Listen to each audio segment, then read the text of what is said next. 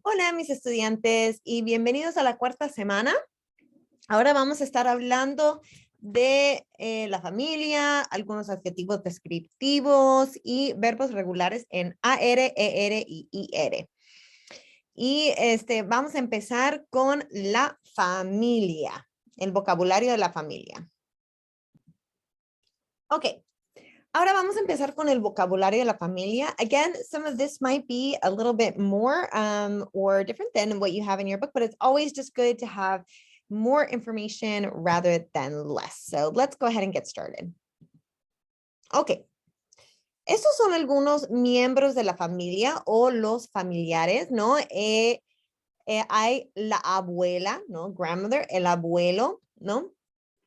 El tío, la tía, el padre, la madre, el suegro, la suegra, el primo, el hermano, la esposa, el esposo, la cuñada, el cuñado, el hijo y la sobrina. So these are just a few, right? We have el tío y la tía, right? Your aunt, your uncle and your aunt, right? El padre y la madre, your father and mother. El suegro, la suegra, no, your in-laws.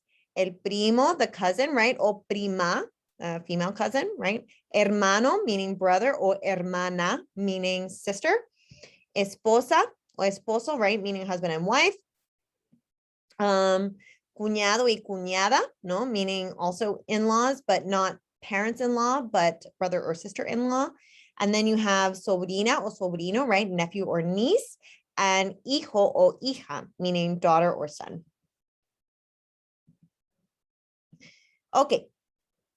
Aquí hay Alejandro, ¿no? Alejandro es un bebé, ¿no? Baby o bebé. Alejandro es un niño.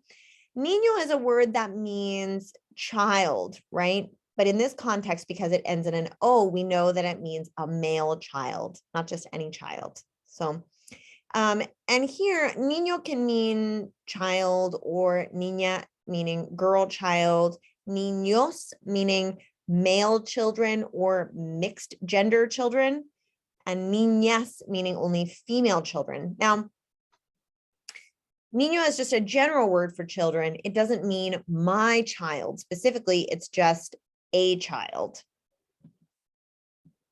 Okay. Alejandro tiene una hermana. Again, hermana can either be masculine or feminine, meaning brother or sister. So hermano meaning brother, hermana meaning sister, hermanos meaning all brothers, or hermanos meaning siblings in general, mixed gender siblings, or hermanas, no, all sisters. Okay, so in this context, right, because they are mixed gender, they would be hermanos, meaning they're siblings. Los padres de Alejandro y Carmen son muy buenos. Padre is father, madre is mother, but padres means parents. And this is going to be a common trend, right? Where the male form would just mean the group of whatever it is that's being talked about. Los abuelos de Alejandro y Carmen los quiere mucho, ¿no? Abuelo, meaning grandfather, abuela, meaning grandmother, but if you have abuelos, then you mean grandparents, meaning women and men, right? So you can also have abuelos, meaning only your male grandfathers, or abuelas, meaning only your female grandmothers, right? But generally, right, abuelos, if you're referring to them as a group, right, you're talking about your grandparents. El tío de Alejandro es simpático, ¿no? So tío, meaning uncle.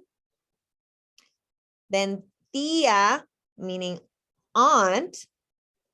But tíos would mean aunts and uncles, or tíos could just mean all uncles, and tías meaning all aunts. Okay, ellos tienen dos hijos, so hijos meaning their children, right? Their sons or daughters. Hijos can mean either mixed gender children, right? Sons and daughters, or it can mean all male children, all sons. Hijas would then be all female children or all daughters, no? in that same way. And then we have primos, right? So primos is cousins. It can either mean primos, meaning mixed gender cousins, like here, right? Or it can be all male cousins, primos, or primas, meaning all female cousins. Okay, son adolescentes. These are the different, if you think of it as different etapas de la vida, no, stages of life, right? You have niñez, right? Adultez, y adultez, y también vejez, ¿no? Ellas son solteras as opposed to casadas, or solteros as opposed to casados, meaning they're single, right? So soltero or soltera, meaning bachelor or bachelorette, right? Casado o casada, meaning married. Un día ella conoce a un chico quien se llama Daniel. Ellos son una pareja ideal y están enamorados. The word enamorados has the word love directly in the word, meaning in love, ¿no? Están comprometidos, meaning they got engaged. Y están casados, meaning they got married. Then here, this is the only context in which two words have similar meanings, but they are not the same word, right? Male and female version of the same word. Carmen es la nuera, the daughter-in-law. Nuera is daughter-in-law, y yerno is son-in-law, but they're two different words. Okay. In Spanish, you can say esposa, meaning spouse, or la mujer de, no, meaning the wife of. They both really mean wife. But, whenever people get married, a lot of times at the end, they will say, los declaro marido y mujer. No, I now pronounce you man and wife. In Spanish, marido would be husband, y mujer meaning his wife. Whenever people introduce their wife, they might say, es mi mujer, meaning that is my wife. And it's not a negative or pejorative statement. It's not, it doesn't have any kind of negative quality about it. It's just the way you would say it. And that's common actually of other languages. In French and German, it's very similar. You would say, c'est ma femme, right? That is my wife. Or meine Frau, right? Meine Frau, right? That's my wife, no? And in German, you would also say, das ist mein Mann, right? That's my husband. And here in Spanish, right, you would say esposo, right? Meaning spouse, or marido. Now, marido doesn't have a feminine form, right? Remember what I just said, right? Los declaro marido y mujer. Marido, husband, y mujer. Mujer means woman, but it also can mean wife. Okay, then we have cuñado o cuñada, no? Meaning brother-in-law or sister-in-law. Ellos tienen dos mascotas, no? Un gato y un perro. Mascota is just the word for pet, right?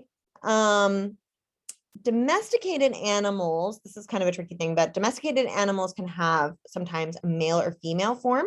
So if you had a female cat, you would call it una gata. If you had a female dog, you could call it una perra.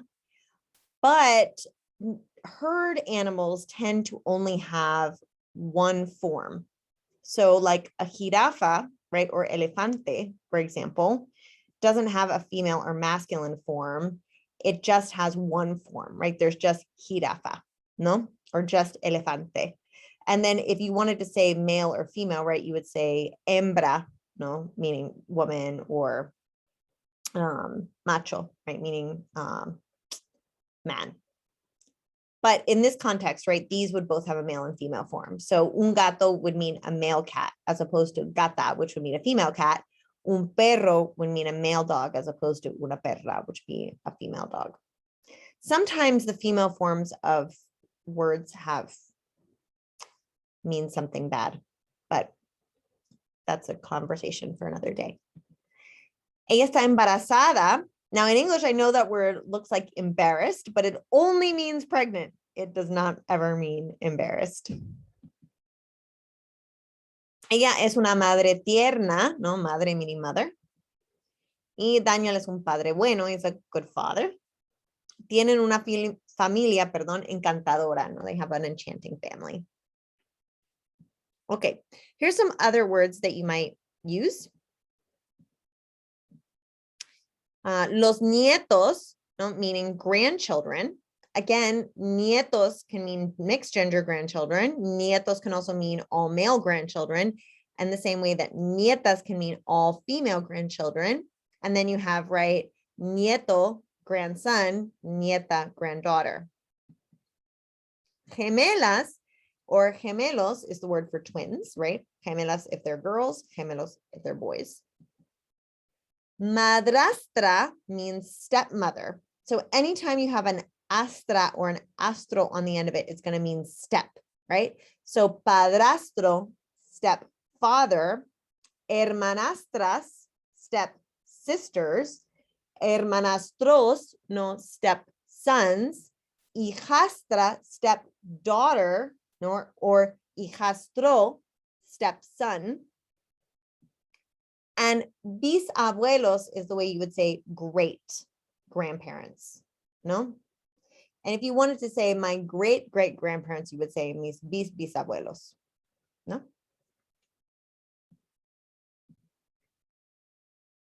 Ok, también aquí tenemos adjetivos descriptivos o cómo eres. ¿Cómo son ellos? ¿No? ¿Cómo son? How are they? How would we describe them? Él es alto, ¿no? He's tall. O él es bajo, ¿no? Meaning he's short.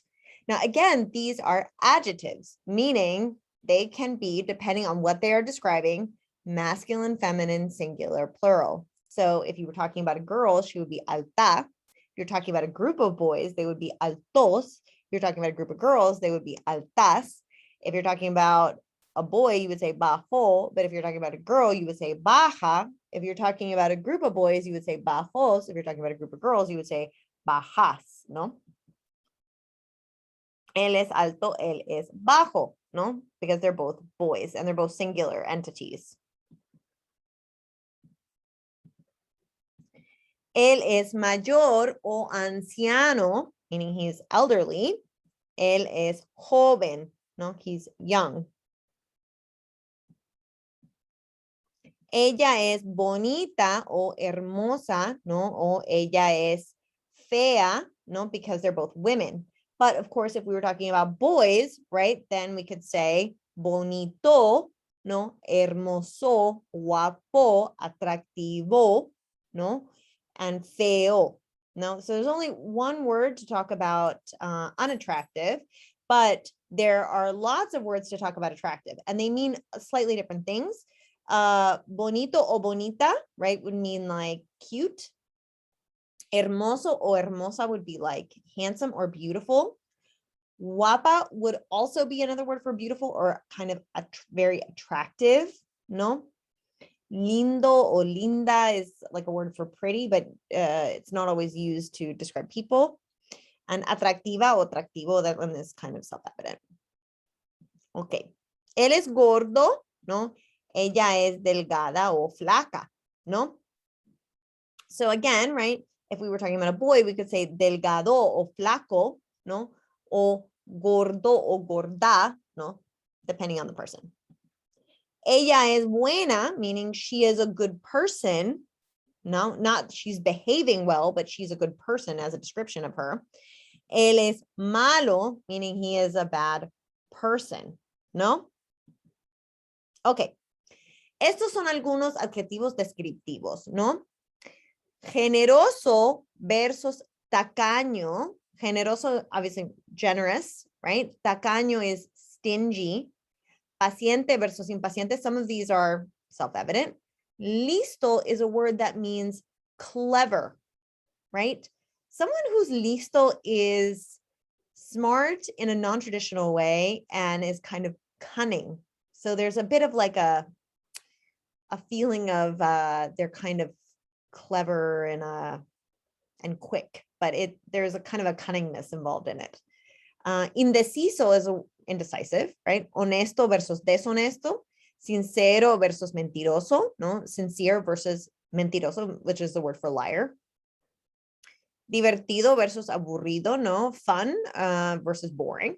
Extrovertido versus introvertido. Atlético versus perezoso, no? Athletic as opposed to lazy. Cómico versus dramático. Humilde versus arrogante. Inteligente versus tonto, so intelligent as opposed to stupid. Responsable versus irresponsable. Moderno versus conservador. Moderno meaning like liberal, right? Conservador meaning conservative. Simpático versus antipático. Simpático is a word for like amable, no, like nice, no? So antipático would mean not nice, no? Rico versus pobre, so rich versus poor. Bueno versus malo, good person versus bad person. Delgado versus gordo, we already went over this. Alto y bajo. Grande y pequeño are different in that they are referring simply to size. So grande versus large size, right? Pequeño versus small size. Rubio versus moreno. Rubio is someone who has blonde hair and porcelain skin versus moreno, someone who has brown hair or dark hair like mine, right? And darker skin. Joven versus viejo. Corto versus largo. Corto and largo are things that don't refer to size, but refer to length, right? So short and long, no? Nuevo versus viejo, right? New and old. Fuerte versus débil, so strong as opposed to weak. And then we went over these, you know, attractive versus unattractive. Okay, let's just look at these ones to practice a little bit. This cat would be perezoso, no? Lazy. He might be trabajador, no? Hardworking, no? Or responsible. Ella es fuerte, no? She's strong, as opposed to this little kitten who is débil, no? Este perrito o perrita, perdón, es pequeña, no? She's small. And I said pequeña because she's wearing a pink dress, so I made an assumption, but you know, maybe it's a boy. As opposed to this dog, right, who is grande.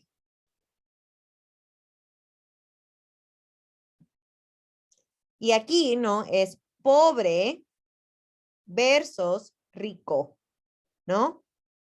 Y aquí, tonto versus inteligente, ¿no? Y, okay.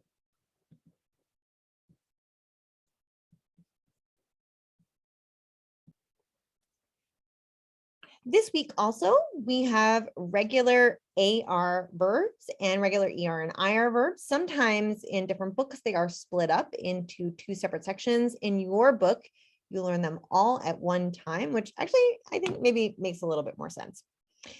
Verbs are split up in English, right? The infinitive is split from the verb. I don't know if you ever remember from English class, but they would say, right, don't split infinitives. In Latin, you physically couldn't split the infinitive because the infinitive was a whole word, right? And that is the same way that it is in Spanish. The infinitive is actually a whole word. So see, hablar doesn't mean speak, it means to speak. Because we have an AR on the end of it, the AR indicates to us that verb is not performing an action, it is in an infinitive. So when a verb is in an infinitive, it means it is not committing any type of action. It's not doing anything. It is just in an infinitive. It's in its infinite form. So Spanish infinitives verbs have two parts, right? They have a stem and they have an ending. In Spanish, this is called, no, la raíz, meaning the root of the word, y la terminación, the ending. Now, the ending will always change according to two things. It will change according to the subject and according to where we are in time. Right now, we are in the present. So we will use one set of endings to indicate to the people that we are talking to that we are talking about things that are occurring in the present. Okay. When we want to conjugate a verb, we have to drop the infinitive form of the verb, and then we have to add the form that is in the correct subject and in the correct time. That is very, very important because that's not what we do in English at all. If we want to speak in English, we drop the to, right? And then we just add a subject to it. For example, if we are saying to speak, then we just say, I speak, right? We just drop the to and we added a subject to it. You speak, they speak, we speak, right? It's always the same verb. But in Spanish, if you say yo hablar, it doesn't mean anything. It's nonsense. So you have to say yo hablo in order to indicate that an action is actually taking place. So the first thing you always have to do when you are conjugating verbs is you have to drop the AR so that it's at, so that the root remains, and then add the appropriate ending. So here are the appropriate endings for present tense regular AR verbs. Okay, so it is hablo, hablas, habla, hablamos, habláis, hablan. Okay, notice that it changes based on the subject. Now, whenever we were learning about saludos y presentaciones, you might have noticed that often instead of saying yo soy, I just said soy, right? This is because in Spanish, unlike in English, this word, which is called the personal pronoun, is not really needed. Because if I say hablo, I can only be talking about yo. If I say hablas, I can only be referring to tú. If I say habla, I can only mean él, ella, usted. If I say hablamos, I can only mean nosotros. Hablan, I can only mean ellos, ellas, ustedes. So the verbs are much more specific. Whereas in English, if I say speak and I don't say who I'm talking about or who is speaking, then it's unclear and the personal pronoun is needed. It is the exact opposite in Spanish. Here again, right, we have camino, caminas, camina, caminamos, camináis, caminan. And you notice how yo is o, tú is as, él, ella, usted, a, nosotros, amos, vosotros, áis, ellos, han, no? So these endings match up with the subject matter, or the subject that's talking, or walking, or whatever. So here, I took off the AR, and I added the o to indicate that yo is the one doing the action. Jose is an él. So I took off the AR and I added on an A to indicate that Jose is the one doing the action. Nosotros is the one doing the action. So I took off the AR and I added an amos to indicate that nosotros is the one doing the action. Here, usted is doing the action, so I took off the AR, I wrote the root, and I added an a to indicate usted is the one doing the action. And similar for the rest of these, right? Tú llegas, la señora camina, ustedes tocan, no? So all of these verbs have been changed to indicate who is doing the action. Okay?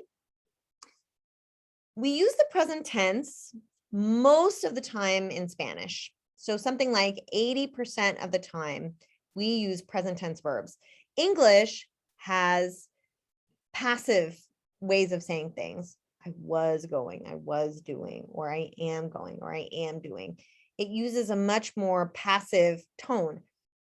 Spanish uses a much more active voice, and it will not say, I am studying. It will say, I study, right? It won't say, I am doing, they'll just say, I do. So it's a much more active type of tone in the way that they use verbs in that language. Now, ER and IR verbs function exactly the same. They have an infinitive, right? If it's in an ER or an IR, in the same way if it ends in an AR, we know it's in an infinitive. So anytime you see a verb and you see it ends in an AR, ER, or IR, you know by default it's in an infinitive, and that you're going to have to take off the AR, the ER, or the IR to make that verb conjugated or to make it perform an action. So here again, right, we have a stem and then we have an ending. We have a stem and then we have an ending. The only difference is, right, in Spanish, we have 3 types of endings. We have AR endings, ER endings, or IR endings, just depending on the verb. Then, of course, right, because we have a different type of ending, and that's in the infinitive, we're going to have a different ending in the present. So the AR verbs were o, as, a, amos, ais, an. The ER endings are o, es, e, hemos, eis, y en. No? So como, comes, come, comemos, coméis, comen.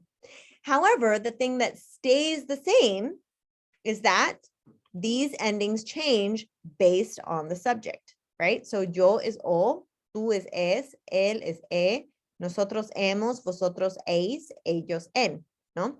And it's going to be the same for vivir. So we just have different endings, but we are going to have it change based on the subject. So vivo, vives, vive, vivimos, vivís, viven. So here, right, in order to indicate that yo is the one performing the action, I had to take off the IR and add an O. Here, in order to indicate tú is performing the action, I take off the ER and I put yes. Here, to indicate ella is performing the action, I put an E on the end of it, right? I take off the ER and I put an E. Here, to indicate usted is doing the action, I take off the ER and I put an E, no? Le. To indicate nosotros is doing the action, I take off the IR and I put an imos, no? Asistimos. And the same for here, right? Vosotros bebéis, ellos escriben, no? Let's just look at this one last thing so that way we can get an idea of how this works.